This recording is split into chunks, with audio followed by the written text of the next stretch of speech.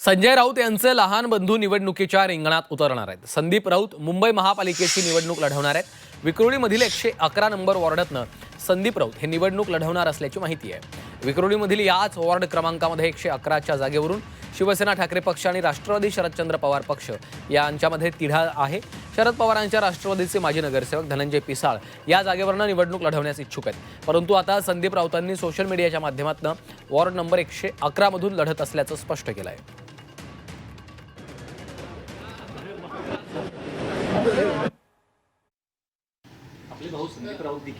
मला माहित नाही, मला वाटत नाही। जे निष्ठावान शिवसैनिक वंदनीय हिंदू हृदय सम्राट बाळासाहेब ठाकरे यांचे हिंदुत्वादीचे विचार पुढे नेऊन चालवतायत, त्यांना तुम्ही घरचा रस्ता दाखवतायत, त्यांना घरी बसवतायत आणि स्वतःच्या भावाला उमेदवारी देतायत।